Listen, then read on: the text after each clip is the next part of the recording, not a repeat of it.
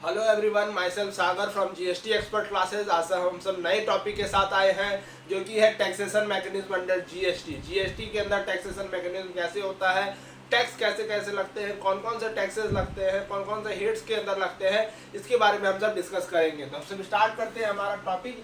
जो हमारा टॉपिक है taxation mechanism under GST. GST के अंदर टैक्सेशन मैकेनिज्म क्या होता है, तो देखो सबसे पहले हम जब जीएसटी के डेफिनेशंस पर आते हैं तो आर्टिकल 366 सेक्शन 12A के अंदर, आर्टिकल 366 सेक्शन 12A के अंदर जो जीएसटी का डेफिनेशंस बताया गया है कि जीएसटी क्या है। GST is the tax which applies on any supply of goods और सर्विस। जीएसटी एक टैक्स है जो किसी भी गुड्स या सर्विस के सप्लाई पर लगता है, वही क्या कहलाता है, जीएसटी कहलाता है। मतलब अगर किसी गुड्स का या फिर सर्विसेज का हम सब क्या करते हैं, सप्लाई करते हैं, तो उस पर क्या लगेगा, टैक्स लगेगा। मतलब वो क्या होगा, टैक्सेबल होगा। तो अब यहाँ पर एक वर्ड आता है, टर्म आता है टैक्सेबल इवेंट। कौन सा ऐसा गुड्स है, कौन सा ऐसा सर्विस है जिसको हम टैक्सेबल कहेंगे। टैक्सेबल इवेंट का मतलब होता है वैसा गुड्स या वैसा सर्विस जिस पर टैक्स लगे। जिस भी गुड्स या सर्विस पर टैक्स लगता है, जीएसटी लगता है, तो उसको हम सब क्या करते हैं, टैक्सेबल अंडर जीएसटी। वो क्या होता है, टैक्सेबल होता है, टैक्सेबल अंडर जीएसटी होता है। क्या कहलाता है वो, टैक्सेबल अंडर जीएसटी। और उसी को क्या कहते हैं हम सब, टैक्सेबल इवेंट भी कहते हैं कि वो टैक्सेबल इवेंट है, उस पर टैक्स लग रहा है। किसी भी चीज पर अगर टैक्स लगेगा तो वो क्या कहलाता है, टैक्सेबल कहलाता है। उसको हम सब जीएसटी के अंदर टैक्सेबल कहते हैं कि इस पर जीएसटी अप्लाई होगा, उस पर जीएसटी लगेगा। अब जीएसटी लगेगा, जैसे हम सब मान लेते हैं कि ये मार्कर है, ठीक है, ये इस मार्कर पर क्या हो रहा है, ये एक गुड्स है। इस गुड्स पर क्या लग रहा है, अगर हम इस गुड्स का सप्लाई कर रहे हैं तो इस पर टैक्स लग रहा है, मतलब ये टैक्सेबल है। अब ये टैक्सेबल है तो किस हेड के अंदर टैक्सेबल है, क्या लगेगा इसके अंदर, तो अब वो देखते हैं हम सब। तो जीएसटी के अंदर ट्रांजेक्शन जो होते हैं, जीएसटी के अंदर ट्रांजेक्शन जो होते हैं वो दो टाइप के होते हैं। जीएसटी के अंदर ट्रांजेक्शन दो टाइप के होते हैं। एक कहलाता है इंट्रा स्टेट ट्रांजेक्शन,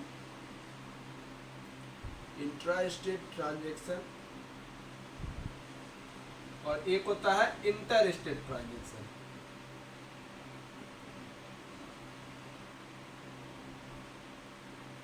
एक होता है इंट्रा स्टेट ट्रांजेक्शन, एक होता है इंटर स्टेट ट्रांजेक्शन। अब इंट्रा स्टेट और इंटर स्टेट में क्या फर्क है। इंट्रा स्टेट का मतलब हुआ, इंट्रा स्टेट होता है इंट्रा मतलब with in state, intra state का मतलब हुआ कि with in a state.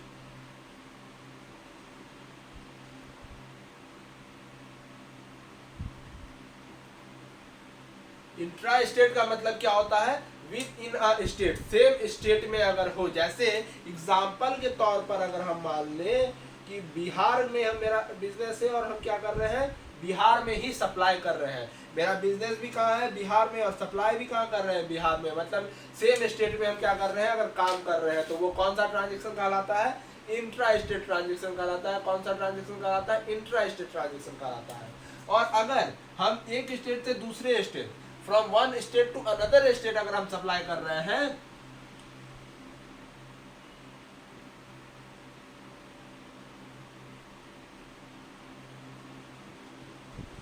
From one state to another state, अगर हम एक स्टेट से दूसरे स्टेट अगर हम सप्लाई कर रहे हैं, तो वो कौन सा ट्रांजेक्शन कहलाएगा, इंटर स्टेट ट्रांजेक्शन कहलाएगा, इंटर स्टेट ट्रांजेक्शन कहलाएगा। अगर एक कॉमन सा एग्जांपल ले, रिलेटेबल करें, तो इसका देखो, inter state, inter college competition आप सब सुने होंगे, बहुत सारी मूवीज में भी आता है inter college competition. Inter college का मतलब क्या होता है, एक कॉलेज से दूसरे कॉलेज के बीच कंपटीशन करवाना। सेम वैसे ही इंटर स्टेट ट्रांजेक्शन मतलब एक स्टेट से दूसरे स्टेट में ट्रांजेक्शन करना। जैसे एग्जांपल के तौर पर हम ले लें, मेरा बिजनेस कहाँ है, बिहार में है, और हम सप्लाई कहाँ कर रहे हैं, छत्तीसगढ़ में कर रहे हैं। तो ये कौन सा है, देखो सेम एक स्टेट से दूसरे स्टेट में ट्रांजेक्शन हो रहा है, ये कौन सा ट्रांजेक्शन कहलाता है, इंटर स्टेट ट्रांजेक्शन कहलाता है। और अगर सेम स्टेट में ट्रांजेक्शन होगा, सेम स्टेट में सेम जगह पर ट्रांजेक्शन होगा, तो वो कौन सा ट्रांजेक्शन कहलाएगा, इंट्रा स्टेट ट्रांजेक्शन कहलाएगा। जैसे बिहार है में मेरा बिजनेस है और बिहार में ही हम सप्लाई कर रहे हैं, तो ये कौन सा ट्रांजेक्शन कहलाएगा, इंट्रा स्टेट ट्रांजेक्शन कहलाएगा।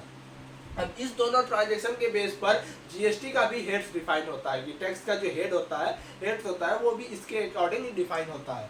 इंट्रा स्टेट ट्रांजैक्शन में जो हमारा जीएसटी का हेड्स लगता है वो कौन सा लगता है, इसमें लगता है सीजीएसटी प्लस एसजीएसटी। क्या लगता है इसमें, सीजीएसटी लगता है प्लस एसजीएसटी लगता है, सीजीएसटी प्लस एसजीएसटी।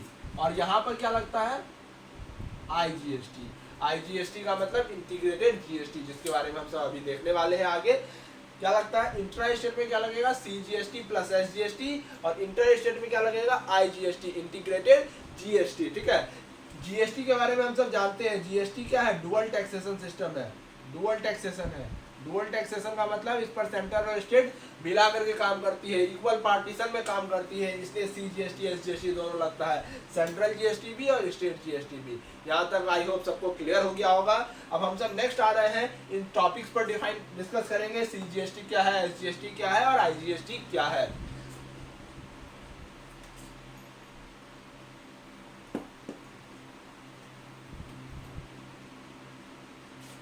नेक्स्ट हम सब सबसे पहले डिस्कस कर रहे हैं सीजीएसटी।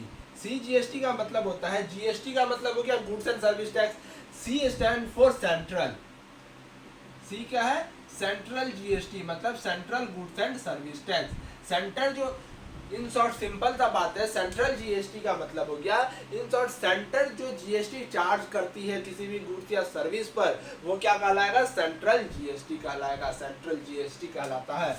इसका देखिए सबसे पहला सेंट्रल जीएसटी जो बना, सेंट्रल सीजीएसटी जो बना, सीजीएसटी में कौन कौन सा इनडायरेक्ट टैक्स को इंक्लूड किया गया, मर्ज किया गया।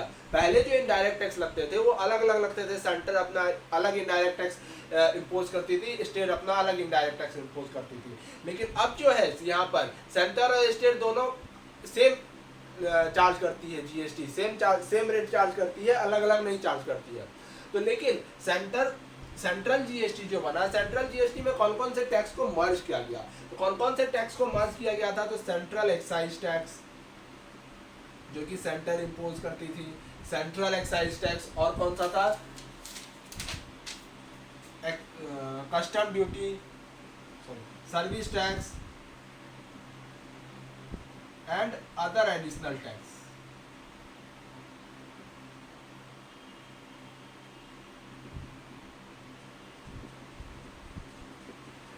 मतलब सीजीएसटी सेंट्रल जीएसटी बनाया गया कौन कौन से इनडायरेक्ट टैक्स को मर्ज करके, central excise tax, central excise duty sorry, service tax और अदर एडिशनल टैक्सेस, इन सबको ऐड करके मर्ज करके क्या बनाया गया, सीजीएसटी बनाया गया, सेंट्रल जीएसटी बनाया गया।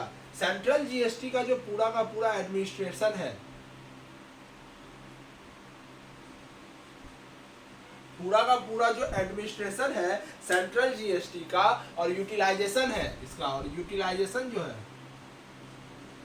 मतलब एडमिनिस्ट्रेशन एंड यूटिलाइजेशन कहने का मतलब सीजीएसटी का जो चार्जेस का कलेक्शंस होगा या फिर उसका यूटिलाइजेशन, सीजीएसटी हेड्स में जितना भी कलेक्शन आया पूरे फाइनेंशियल ईयर में जो भी कलेक्शन आया सीजीएसटी के हेड्स में, उसका जो पावर है वो किसके पास है, सेंट्रल गवर्नमेंट के पास। मतलब जो कलेक्शन होगा, कलेक्शन को कैसे यूज करना है, कितना कलेक्शन हुआ, किसको उसको कैसे यूज करना है, कहाँ यूज करना है, इसका पूरा का पूरा पावर किसके पास है, सेंट्रल गवर्नमेंट के पास है। क्योंकि ये जीएसटी किसका है, सेंट्रल गवर्नमेंट का है, सीजीएसटी है, सेंट्रल जीएसटी है। ठीक है, और ये जो अमाउंट होता है, अमाउंट जीएसटी का, ये कलेक्ट भी कहाँ होगा, जमा भी कहाँ होगा, सेंट्रल गवर्नमेंट के पास। ये जमा भी कहाँ होगा, सेंट्रल गवर्नमेंट के पास ही ये डिपॉजिट भी होता है। और इसको क्या करना होता है, सेपरेटली टैक्स इनवाइस में, सेपरेटली टैक्स इनवाइस में शो करना पड़ता है कि कितना का हम सीजीएसटी लगा रहे हैं। अगर हम सीजीएसटी मान लो इन शॉर्ट अगर हम एग्जांपल के तौर पर ले तो एक रेट ले लेते हैं 18%। 18% का जो जीएसटी है इसमें से कितना सीजीएसटी लग रहा है, कितना सीजीएसटी लग रहा है, कितना सेंट्रल जीएसटी लग रहा है, उसको हमको क्या करना पड़ता है, टैक्स इनवाइस में अलग से दिखाना पड़ता है, सेपरेटली दिखाना पड़ता है। ठीक है, फोर्थ पॉइंट इसका हो जाएगा कि half of the tax rate, जो टैक्स रेट है उसका हाफ जो होगा वो किस रूप में आएगा, सीजीएसटी के रूप में आएगा। जैसे ये 18% का टैक्स है तो इसका 9% क्या हो जाएगा, 9% क्या होगा, CGST होगा, मतलब half of tax rate, half of GST tax rate, GST का जो टैक्स रेट है उसका हाफ जो होगा वो क्या होगा, CGST होगा। जैसे अगर एग्जांपल के तौर पर ले तो 18% है तो 18% का हाफ 9%, 9% क्या होगा, SGST होगा। अगर 5% टैक्स लग रहा है तो 2.5% क्या होगा, SGST होगा। अगर 28% लग रहा है तो 14% क्या होगा, CGST होगा, सेंट्रल GST होगा, सेंट्रल गवर्नमेंट का होगा, ठीक है। ये CGST जो है, CGST सेंट्रल GST किस एक्ट के अंदर लगता है, तो ये GST के अंदर central goods and service tax act, CGST act 2017 के अंदर, central goods and service tax act 2017 के अंदर ये इम्पोज होता है। CGST जो टैक्स हमारा लग रहा है इसके अंदर, वो किस एक्ट के अंदर इम्पोज होता है, central goods and service tax act 2017, CGST act 2017 के अंदर ये इम्पोज होता है। आई होप क्लियर होगा आप सबको। हम सब नेक्स्ट टॉपिक पर आ रहे हैं। नेक्स्ट हमारा क्या है, SGST। ये हो गया हमारा सेंट्रल GST, CGST। अब नेक्स्ट है हमारा SGST। SGST भी लगभग सारा केस सेम इसी के जैसा होता है, लेकिन बस है क्या वहाँ पर SGST। अब GST का तो आप सबको पता है, GST goods and services tax, लेकिन S क्या है, S stand for states, S stand for states, मतलब state GST, state goods and service tax act, service tax. इसका क्या होता है, SGST, state GST, state goods and service tax, ठीक है। अब ये कौन इम्पोज कर रहा है, वो CGST कौन इम्पोज कर रहा था, सेंट्रल गवर्नमेंट। अब ये कौन इम्पोज कर रहा है, स्टेट गवर्नमेंट। स्टेट गवर्नमेंट इसमें भी है, सेंट्रल CGST में central excise duty, service tax, other additional taxes को ऐड करके क्या बनाया गया था, CGST बनाया गया था। सेम वैसे ही SGST को भी ऐड करके बहुत सारे डायरेक्ट टैक्स को मर्ज करके क्या बनाया गया, SGST बनाया गया। जैसे स्टेट वैट जो लगता था पहले SGST से पहले, देन फिर entry tax, toll tax, road tax जो लगता है, entry tax and other taxes and other indirect taxes, और अदर इनडायरेक्ट टैक्सेस को ऐड करके क्या बनाया गया है, SGST बनाया गया है। एंड सेस, और इसके अलावा कुछ सेस भी था। State VAT, entry tax and other taxes और सेस को ऐड करके मर्ज करके क्या बनाया गया है, SGST बनाया गया है, स्टेट GST बनाया गया है। SGST से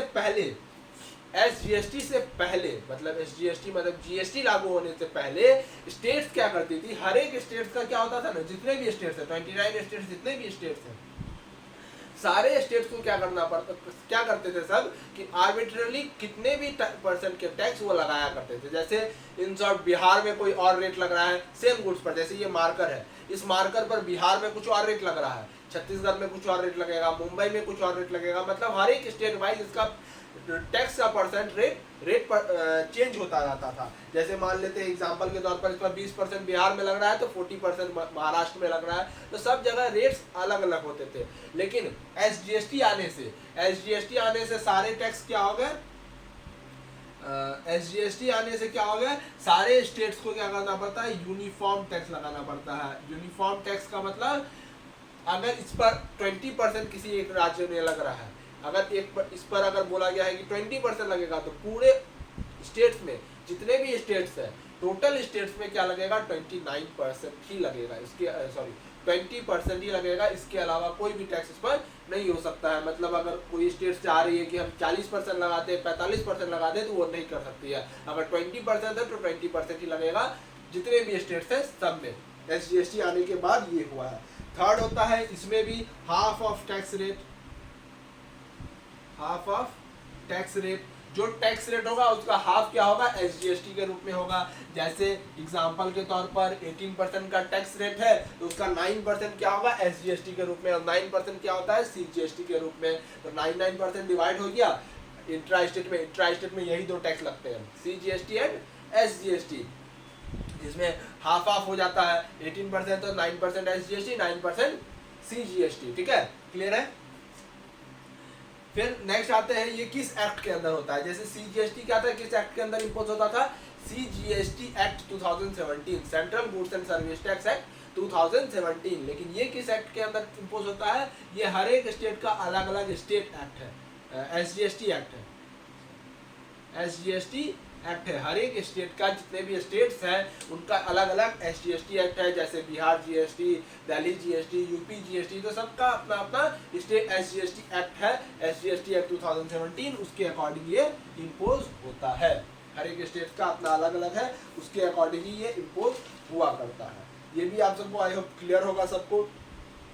एग्जाम्पल अगर ले तो कोई भी, अगर मान लो जैसे ये मार्कर का एग्जाम्पल मैंने लिया, 18% का टैक्स है तो 9% इस पर क्या लग जाएगा, SGST लग जाएगा, और 9% क्या लग जाएगा, CGST लग जाएगा। तो सब लोग ध्यान रखें कि ये किस पर लगता है, इंट्रा स्टेट ट्रांजेक्शन पर। इंट्रा स्टेट ट्रांजेक्शन का मतलब होता है कि सेम स्टेट में अगर हम बिजनेस कर रहे हैं, एक स्टेट में बिजनेस कर रहे हैं, इन शॉर्ट अगर एग्जाम्पल के तौर पर ले, एग्जाम्पल मैं एक लेकर के आपको बता देता हूँ। जैसे एक एग्जाम्पल के तौर पर लेते हैं, राम एक बंदा है, ठीक है, जो कि क्या करता है, AC का सप्लाई करता है बिहार में। राम एक बंदा है जिसका बिजनेस है बिहार में और वो AC का सप्लाई करता है। और AC का सप्लाई करता है तो एक बंदा कस्टमर आता है बिहार का ही एक कस्टमर आया और इससे एक AC खरीदता है, ठीक है। AC खरीदता है जिसका परसेंट रेट है 18%, AC पर 18%। अब सब मान लेते हैं कि AC पर 18% टैक्स रेट लगता है। तो अब ये जो अपने बिल पर चार्ज करेगा, जो बिल का वैल्यू है, जैसे 2 लाख रुपए AC का प्राइस है और इस पर 18% टैक्स लगाना है, तो 18% टैक्स कैसे लगाएगा ये, क्योंकि देखो जो बंदा, ये राम क्या था, सप्लायर था। राम क्या है, सप्लायर है, और एक मान लो सोहन आ रहा है, सोहन क्या है, बायर है। तो ये बायर भी कहाँ का है, बिहार का है। बायर भी बिहार का और सप्लायर भी बिहार का। तो सप्लायर और बायर अगर सेम स्टेट के होते हैं, ठीक है, तो उस केस में इंट्रा स्टेट ट्रांजेक्शन कहते हैं। कौन सा ट्रांजेक्शन कहेंगे उसे, इंट्रा स्टेट ट्रांजेक्शन। तो इंट्रा स्टेट में क्या लगता है, जैसे 2 लाख का AC का वैल्यू है तो इस पर 18% टैक्स लगेगा। तो 18% कैसे लगेगा, तो CGST 9% जो भी वैल्यू होगा 2 लाख का, और SGST 9% जो भी वैल्यू होगा। देखो यहाँ पर क्या हुआ, इंट्रा स्टेट में CGST प्लस SGST दोनों मिला करके 18% टैक्स लगा टोटल। लेकिन ये कैसे लगेगा, तो CGST 9%, हाफ CGST और हाफ SGST लगेगा, ठीक है। इंट्रा स्टेट ट्रांजेक्शन में CGST और SGST लगता है। नेक्स्ट हम सब आ रहे हैं, हम नेक्स्ट टॉपिक पर हमारे IGST। नेक्स्ट हमारा क्या है, IGST। अब ये आते हैं नेक्स्ट IGST में। IGST में GST फिर आप सबको पता है, और I stand for integrated. Integrated का मतलब क्या होता है, इंटीग्रेटेड का मतलब होता है सम। इंटीग्रेटेड का मतलब क्या होता है, सम। सम का मतलब ये होता है CGST प्लस SGST। मतलब CGST क्या होता था, हर एक टैक्स रेट का हाफ, और SGST भी क्या होता था, हाफ। तो जैसे 9% अगर CGST लग रहा है, 9% SGST लग रहा है, मतलब उसके जगह क्या लगेगा, 18% IGST लगेगा। क्या लगेगा उसके जगह पर, 18% IGST लगेगा, ठीक है। अब ये IGST किस एक्ट के अंदर लगता है, जैसे CGST एक्ट 2017 के अंदर लगता था, SGST स्टेट GST के अंदर लगता था, वैसे ही ये किसके अंदर लगता है, इंटीग्रेटेड गुड्स और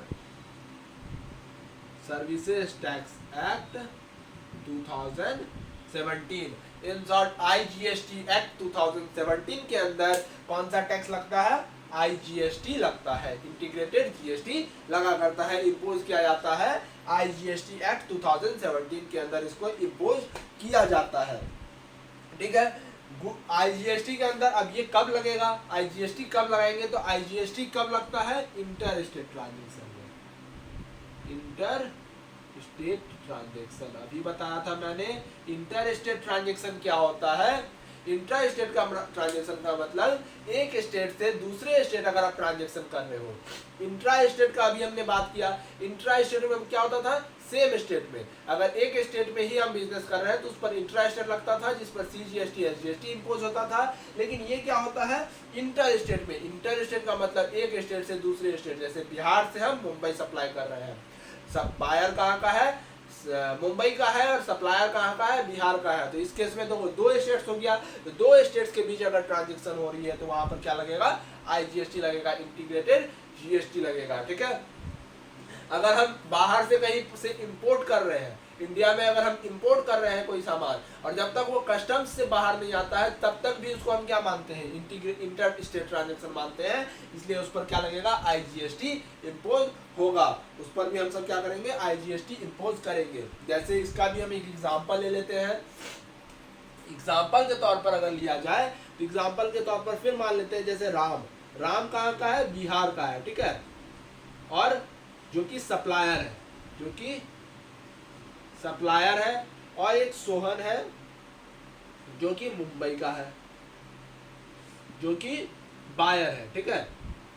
अब यहाँ पर भी सेम AC खरीदने के लिए आया, सोहन को क्या चाहिए, एक AC चाहिए जिसका प्राइस कितना है, 2 लाख रुपए। अब इस पर जो राम चार्ज करेगा GST 18% का, वो 18% GST कैसे चार्ज करेगा, तो इंट्रा स्टेट में क्या किया था, CGST 9% और SGST 9%, लेकिन यहाँ पर क्या चार्ज करेगा, IGST 18% पूरा का पूरा, क्योंकि CGST और SGST का सम होता है तो सम करके 18% हो गया। और किस रूप में ये चार्ज होगा, IGST के रूप में चार्ज होगा, क्योंकि ये क्या है, इंट्रा स्टेट ट्रांजेक्शन है, 2 स्टेट के बीच ट्रांजेक्शन है, तो इंट्रा स्टेट ट्रांजेक्शन कहलाता है, जो जहाँ पर क्या चार्ज होगा, IGST चार्ज होगा। यहाँ तक आई होप सबको क्लियर हो गया होगा।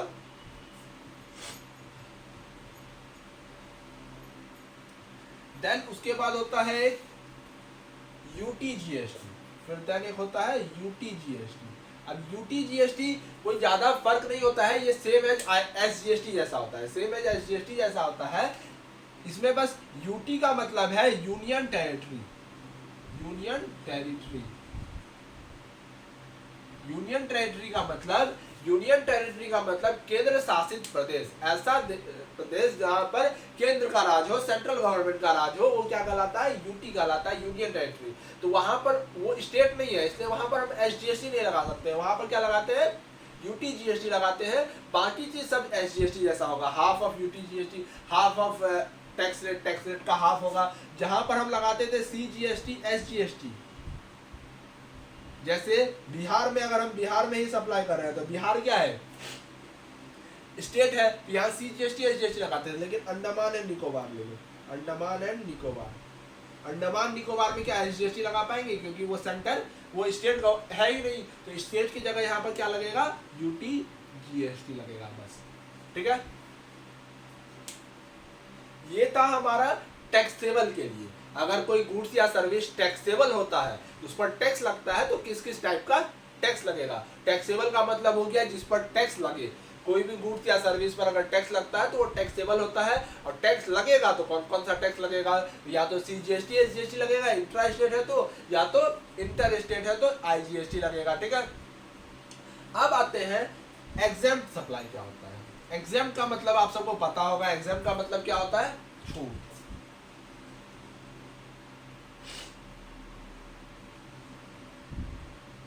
अब आते हैं एग्जेम्प्ट सप्लाई। एग्जेम्प्ट सप्लाई क्या होता है, एग्जेम्प्ट का मतलब होता है छूट, जिस पर GST ना लगे, जिस पर क्या हो, छूट हो, जिस पर GST ना लगे, जिस पर छूट हो। तो ये 2 केस में हो सकता है, एक होता है नील रेटेड सप्लाई हो जाएगा, एक हो जाएगा नील रेटेड सप्लाई, और एक होता है कि जो होली एग्जेम्प्ट हो या फिर कंडीशनल एग्जेम्प्ट हो, जिस पर 2 तरह का, ये नील रेटेड तो हम सब आगे देख लेंगे, ठीक है। एग्जेम्प्ट सप्लाई में 2 तरह का सप्लाई होता है, 2 तरह का एग्जेम्पशन होता है। एक होता है एब्सोल्यूट एग्जेम्पशन, एब्सोल्यूट एग्जेम्प्ट, और एक होता है कंडीशनल एग्जेम्प्ट।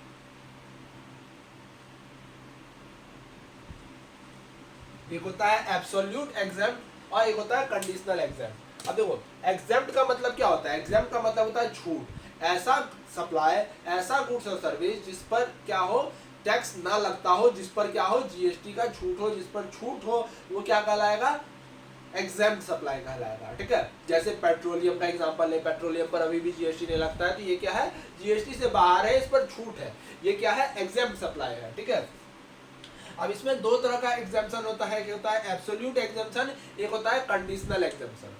अब एब्सोल्यूट एग्जेम्पशन का मतलब क्या होता है, एब्सोल्यूट का मतलब हुआ कि उस पर पूरा का पूरा छूट है, एब्सोल्यूट छूट है कि उस पर कोई कंडीशन नहीं है, उस पर GST लगेगा ही नहीं। जैसे पेट्रोल पर अभी तक कोई छूट नहीं है, कोई भी एग्जेम्पशन, सॉरी कोई भी चार्जेस GST का नहीं है, GST अभी उस पर नहीं है, पूरा का पूरा वो क्या है, एग्जेम्प्ट है, तो वो क्या कहलाता है, एब्सोल्यूट GST, जैसे सॉल्ट हो गया, सॉल्ट पर भी कोई जीएसटी नहीं है। तो ये सब क्या हो गया, एब्सोल्यूट जीएसटी, जिस पर पूरा का पूरा छूट हो बिना किसी कंडीशन के, एकदम कंप्लीट एग्जाम्पशन जिस पर हो, वो कौन सा एग्जाम्पशन कहलाएगा, एब्सोल्यूट एग्जाम्पशन।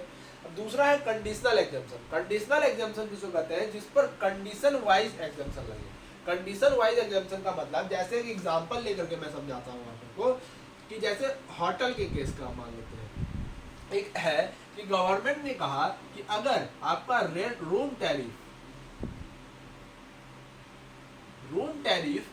का जो भाड़ा होता है, होटल रेंट जो होता है आपका, अगर 500 रुपए तक होगा, अप टू 500 तक होगा, अप टू 500 तक होगा, तो वो क्या होगा, एग्जेम्प्ट होगा। ठीक है। अगर आपका अप टू 7500 तक होगा, मतलब 500 से लेकर के 7500 तक, तो वो क्या होगा, 12% टैक्स, 5% टैक्स लगेगा उस पर।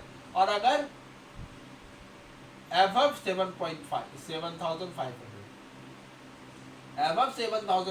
तो 12% लगेगा। तो देखो यहाँ पर कंडीशन वाइज एग्जाम्पल है, हम कंडीशन बोल रहे हैं कि अगर आपका रूम टैरिफ, रूम का जो भाड़ा होता है, जो रेंट हो रहा है, वो 500 रुपए तक बन रहा है, तो आपको छूट मिल जाएगा, आप पर उस पर टैक्स नहीं देना पड़ेगा आपको। लेकिन 500 से बढ़ा तो उस पर आपको टैक्स लगेगा। ये एग्जाम्पशन तो है, छूट तो है, लेकिन छूट कब है, एक कंडीशन वाइज। 500 तक ही का आपको कंडीशन दिया गया है कि 500 तक अगर आपका भाड़ा बनता है तो आपको छूट होगा, 500 से ज्यादा हुआ तो आपको टैक्स लगेगा। तो ये कहलाता है कंडीशनल एग्जाम्पशन, मतलब कंडीशन वाइज एग्जाम्पशन लगाना, कंडीशनल एग्जाम्प। एक कंडीशन दे दिया जाए कि इस कंडीशन तक अगर आपका सेटिस्फाई होता है तो आपको छूट मिलेगा, अगर नहीं होता है तो आपको छूट नहीं मिलेगा। जैसे डायरेक्ट टैक्स का अगर एग्जांपल है, तो डायरेक्ट टैक्स में भी ऐसे कंडीशनल एग्जाम्पशन होते हैं। जैसे 2.5 लाख तक अगर आपका इनकम है तो आपको छूट होगा, आपको टैक्स नहीं होगा। तो कंडीशन है ना कि आपका जो इनकम है वो इस लिमिट तक होगा तो आपको छूट होगा, इस लिमिट से आगे होगा तो छूट नहीं होगा। सेम वैसे ही इसमें होता है कंडीशनल एग्जाम्पशन, एक लिमिट तक आपको छूट मिलेगा, दूसरे लिमिट आपको छूट नहीं मिलेगा। अगर कोई कंडीशन लगाया जाए किसी एग्जाम्पशन में तो वो क्या कहलाएगा, कंडीशनल एग्जाम्पशन। और अगर कंप्लीट छूट दे दिया जाए तो वो क्या कहलाता है, एब्सोल्यूट एग्जाम्पशन। क्लियर है ये सबको। अब एग्जाम्प्ट सप्लाई के लिए क्या क्या सेटिस्फाई होना चाहिए, क्या क्या कंडीशंस होते हैं। तो एग्जाम्पशन सप्लाई जो होता है, एग्जाम्प्ट सप्लाई जो होता है, वो पब्लिक इंटरेस्ट के लिए होना चाहिए, पब्लिक इंटरेस्ट के लिए होता है। एग्जाम्प्ट सप्लाई क्या होता है, पब्लिक इंटरेस्ट के लिए होता है। पब्लिक इंटरेस्ट का मतलब कि पब्लिक इंटरेस्ट का मतलब पब्लिक के लिए, पब्लिक को जिससे सुविधा हो, जिससे बेनिफिट हो, जनता को जिससे बेनिफिट हो, उसके लिए ही एग्जाम्प्ट सप्लाई का किया जाता है। एग्जाम्प्ट सप्लाई का मतलब जैसे एग्जांपल के तौर पर अगर मैं समझाना चाहूँ तो जैसे कोई ऐसा चीज है जिसका डिमांड बहुत ज्यादा बढ़ रहा है, बहुत ज्यादा जरूरी है वो अभी लोगों के पास होना, तो उस पर अगर टैक्स लगता है तो उसका रेट हाई होगा, उसको वो थोड़ा कॉस्टली होगा वो। लेकिन अगर उस पर रेट हटा दिया जाए, उस पर टैक्स हटा दिया जाए, उस पर जीएसटी हटा दिया जाए जो, तो उसका प्राइस कम होगा। तो उसका प्राइस कम हो जाए, इसलिए पब्लिक इंटरेस्ट के लिए जनरली क्या किया जाता है, एग्जम्प्ट किया जाता है, सप्लाई को एग्जम्प्ट किया जाता है। दूसरा, ये एग्जम्प्ट सप्लाई जीएसटी काउंसिल के रिकमेंडेशन से होगा, जीएसटी काउंसिल के रिकमेंडेशन से होगा। अच्छा, एक बात और, पब्लिक इंटरेस्ट के लिए तो क्या जाता है, देखो पब्लिक इंटरेस्ट के लिए करने का मतलब टैक्स रेट को, इन्फ्लेशन को कम करने के लिए भी जीएसटी का जो मेन रीजन था लाने का, गवर्नमेंट ने जीएसटी को जो लाया था उसका मोटिव था इन्फ्लेशन को रोकना, महंगाई को कम करने के लिए। ठीक है, लेकिन कुछ पब्लिक अपने इंटरेस्ट के लिए, कुछ लोग अपने इंटरेस्ट के लिए, जैसे एग्जाम्पल के तौर पर कोई सामान है जो पहले बिका करता था 2000 में, पहले बिका करता था 2000 में, ठीक है, इसका प्राइस पहले ₹2000 पड़ता था जीएसटी आने से पहले, मतलब टैक्स लगा करके उस टाइम हायर टैक्स भी लगा करते थे। जीएसटी में तो अब टैक्स रेट कम है, पहले कुछ ज्यादा ही टैक्स लगा करते थे, 30% तक के टैक्स भी लगा करते थे, तो ठीक है ना, तो प्राइस ज्यादा था। लेकिन मान लेते हैं इस पर कोई एक प्रोडक्ट है, ए नाम का एक प्रोडक्ट है, ठीक है, इस पर क्या करता था, पहले 30% का टैक्स लगा करता था, तो लोग इसको 2000 में बेचते थे टैक्स लगा करके। अब इस पर क्या हो गया, जीएसटी में 20% का टैक्स हो गया, तो ये टैक्स रेट घट गया तो प्राइस भी घटना चाहिए ना। लेकिन कुछ लोग अपने इसके लिए, अपने इंटरेस्ट के लिए, कि उनका मार्जिन उनका इंक्रीज कर जाएगा, तो ये प्राइस घटाते नहीं थे, घटाते नहीं थे। तो इसके लिए एक और रूल लाया गया था, एंटी प्रॉफिटरिंग रूल, जिसके बारे में हम सब बाद में डिस्कस करेंगे। हमारे कोर्सेज में भी वो है, अगर आप रेगुलर क्लासेस करते हो कोर्स के तो आपको वो सब टॉपिक कवर किया जाएगा। तो वो एक रूल लाया गया था, एंटी प्रॉफिटरिंग रूल, जिसके अंदर इस इन्फ्लेशन को रोका जा सकता था। ठीक है, वो रूल अभी भी अप्लाई होता है अगर रेट चेंज होता है, एग्जाम सप्लाई होता है। तो नेक्स्ट टॉपिक पर आते हैं हम सब। एग्जाम सप्लाई हम सब कर रहे थे। एग्जाम सप्लाई में सबसे पहला है पब्लिक इंटरेस्ट के लिए, कि महंगाई को कम किया जा सके, एग्जाम को दिया जाके पब्लिक के इंटरेस्ट के लिए, जिससे पब्लिक को बेनिफिट हो। दूसरा है जीएसटी काउंसिल रिकमेंडेशन के थ्रू। ये एग्जाम हम उसको ही कर सकते हैं, एग्जाम सप्लाई में वो आएगा, वही गुड्स और सर्विस आएगा जिसको जीएसटी काउंसिल ने रेकमेंड किया है। अगर जीएसटी काउंसिल बोलती है कि हाँ इसको एग्जाम करना चाहिए तो ही वो एग्जाम होगा। जीएसटी में वैसे भी कोई भी चेंजेस बिना जीएसटी काउंसिल के रिकमेंडेशन के पॉसिबल नहीं है। जीएसटी काउंसिल रिकमेंड अगर करती है तो ही उस पर चेंजेस होगी, नहीं तो उस पर नहीं होगी। इसका जो नोटिफिकेशन आएगा ये किस में आता है, ऑफिशियल गैजेट में। जो भी नोटिफिकेशन आता है जीएसटी से रिलेटेड वो किस में आता है, गैजेट, ऑफिशियल गैजेट में आता है, ऑफिशियल गैजेट के थ्रू इसमें आता है। ठीक है, अब मैंने बताया ये एग्जाम सप्लाई क्या हो सकता है, या तो एब्सोल्यूट होगा या फिर कंडीशनल होगा, किसी कंडीशन के बेस पर होगा। दो तरह का एग्जाम सप्लाई हो सकता है। तीसरा है exam supply can be the whole और any part of the tax liable. ये पूरा हो सकता है, पूरा का पूरा एग्जाम हो सकता है, या पार्ट में हो सकता है, सेम वैसे ही कंडीशनल या एग्जाम जैसा। ठीक है, फिर है इसका जो इफेक्टिव डेट होगा,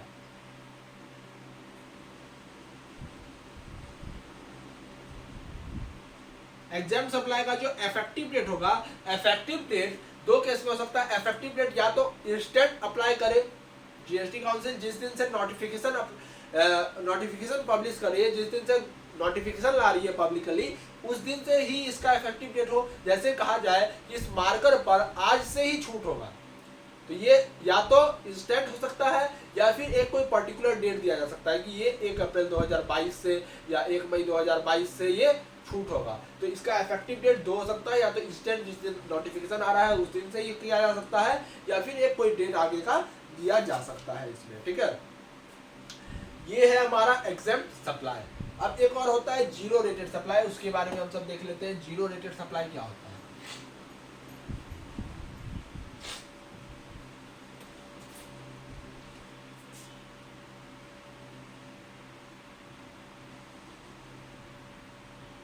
अब देखिए एग्जाम सप्लाई क्या था, उस पर छूट था। छूट का मतलब उस पर ना परचेज करते वक्त टैक्स लगेगा ना सेल करते वक्त टैक्स लगेगा। ठीक है, लेकिन अब जीरो रेटेड क्या होता है, जीरो रेटेड का मतलब होता है परचेज करते वक्त तो टैक्स लगेगा लेकिन सेल करते वक्त टैक्स कलेक्ट नहीं करेंगे। एग्जाम्पल के तौर पर अगर हम सब समझे, जैसे ए है, जैसे ये सप्लायर है, ये रिसिपिएंट है और ये कंज्यूमर है, फाइनल सब्सक्राइबर। ठीक है, अब हम क्या कर रहे हैं यहाँ पर, हम ये रिसिपिएंट है आर, और 1000 रुपए का हम सामान खरीद रहे हैं जिस पर 5% का टैक्स लगता है।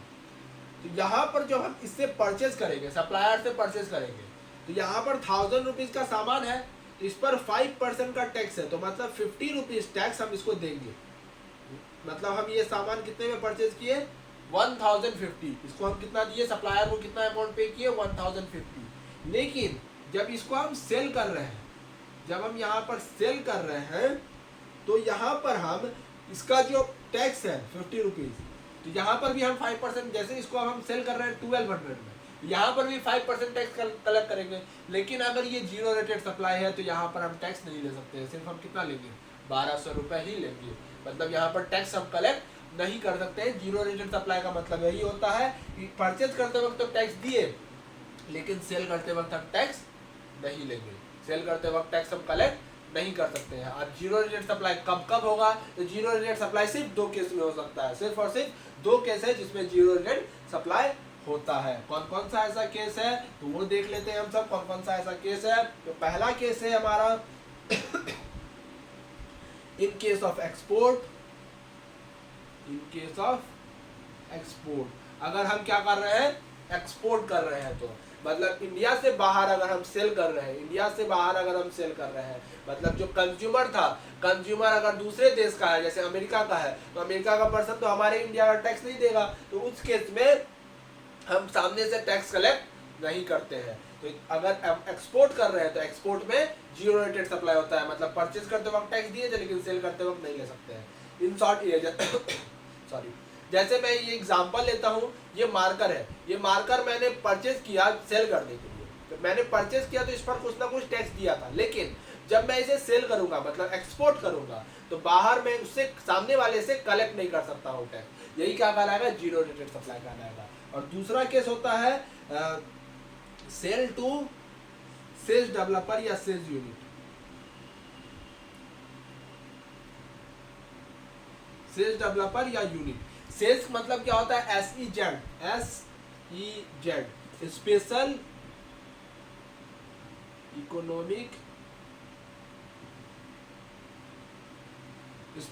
Economic zone.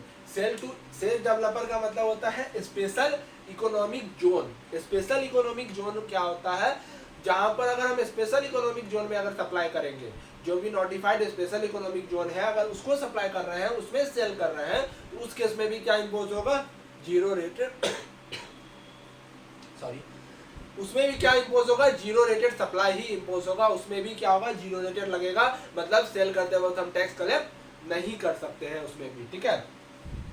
अब आता है input tax credit. Input tax credit के रूप में, इनपुट टैक्स क्रेडिट क्या होता है, जो परचेज करते वक्त हम टैक्स दिए थे, जीएसटी का एक बेनिफिट है, ये क्या करती है, पूरे सप्लाई चेन में इनपुट टैक्स क्रेडिट प्रोवाइड करती है। इनपुट टैक्स क्रेडिट का मतलब होता है जो परचेज करते वक्त हम टैक्स दिए थे सप्लायर को सामने से, जैसे ये मार्कर मैंने परचेज करके ला रहा था, तो परचेज करते वक्त जो टैक्स सप्लायर को दिया था, वो टैक्स हमको क्या होगा, बाद में वापस मिल जाएगा, उसी को कहते हैं इनपुट टैक्स क्रेडिट, ठीक है। तो input tax credit zero rated supply में हम ले सकते हैं, लेकिन एग्जाम्प्ट सप्लाई में हमको इनपुट टैक्स क्रेडिट नहीं मिलेगा। क्यों नहीं मिलेगा, क्योंकि एग्जाम्प्ट सप्लाई क्या था, छूट था, उस पर परचेज करते वक्त भी टैक्स नहीं लगा था, सेल करते वक्त भी टैक्स नहीं लगा, तो जिस पर टैक्स ही नहीं लगा तो उस पर हमको इनपुट टैक्स क्या मिलेगा। लेकिन इसमें क्या है, परचेज करते वक्त तो टैक्स हमने दिया था, तो इस पर हमको इनपुट टैक्स रेट मिलेगा। आई होप सबको यहाँ तक क्लियर हो गया होगा। Taxation mechanism under GST, taxation mechanism क्या होता है, टैक्सेबल सप्लाई क्या होता है, टैक्सेबल इवेंट क्या होता है, कौन कौन से टैक्सेस लगते हैं, CGST, SGST, IGST, UTGST, intra state, inter state क्या होता है, जीरो रेटेड क्या होता है, एग्जाम्प्ट क्या होता है। आई होप सबको ये क्लियर हो गया होगा। ये एक वीडियो था हमारा थर्ड टॉपिक का, इसके अलावा भी बहुत सारा है, गुड्स एंड सर्विस टैक्स का भी इंट्रोडक्शन है हमारा, फिर देन आगे हम सब और भी पाएंगे। नेक्स्ट टॉपिक होगा GST council, GST network, anti profiting rule, वो क्या होता है, क्या क्या की डेफिनेशंस होते हैं, उसके बाद GST का इम्पैक्ट क्या पड़ेगा, बाकी कॉमर्स पर, ट्रेड पर क्या इम्पैक्ट पड़ेगा, रजिस्ट्रेशन, इम्पोर्ट टैक्स रेट, सबको हम सब डीप में इस कोर्स में कवर करने वाले हैं। तो जिन लोगों ने कोर्स को अभी तक ज्वाइन नहीं किया है, वो लोग जल्दी से जल्दी इस कोर्स को ज्वाइन करो, इसके बेनिफिट उठाओ। बहुत ही लो कॉस्ट में ये कोर्स आप सबको अवेलेबल हो रही है, पूरी की पूरी कंप्लीट GST है, कंप्लीट GST कोर्स है ये आपको। और साथ ही मैं एक और अनाउंसमेंट आपके साथ करना चाहता हूँ, एक और कोर्स नई स्टार्ट हो रही है 15 मई से, जो कि कंप्लीट टैली पर होगी। कंप्लीट टैली की एंट्री, जिसमें आपको मास्टर्स क्रिएशन करना, laser creation, stock item creation, वो बताया जाएगा। उसके साथ साथ आपको एंट्रीज बताई जाएगी, सेल्स की एंट्रीज कैसे कर सकते हैं, परचेज की एंट्रीज कैसे होती है, कॉन्ट्रा, पेमेंट, रिसीव, सबकी एंट्रीज कैसे होती है, उसमें क्या क्या ऑप्शंस होते हैं, किस किस तरह से आप उसे यूज़ कर सकते हैं। देन टैली में हम कौन कौन से रिपोर्ट्स को फाइंड कर सकते हैं, कैसे कैसे रिपोर्ट्स निकाल सकते हैं, किस किस मीडियम से निकाल सकते हैं, किस किस टाइप की रिपोर्ट की नीड होती है मार्केट में, उसके साथ बैकअप कैसे होगा, ये सब भी बताया जाए आपको। टैली की एक कंप्लीट कोर्स है, 1 मंथ की एक कोर्स होगी आपको, आप लोग ज्वाइन कर सकते हैं, आपको डिस्क्रिप्शन में उसका लिंक मिल जाएगा, आप लोग फॉर्म को फिल करो, अपने आप को इनरोल करो। 15 मई से ये कोर्स आपकी स्टार्ट होने वाली है। तो हम सब आज की वीडियो हम सब यहीं पर ख़त्म करते हैं, नेक्स्ट वीडियो के साथ हम सब फिर से मिलेंगे। Thank you.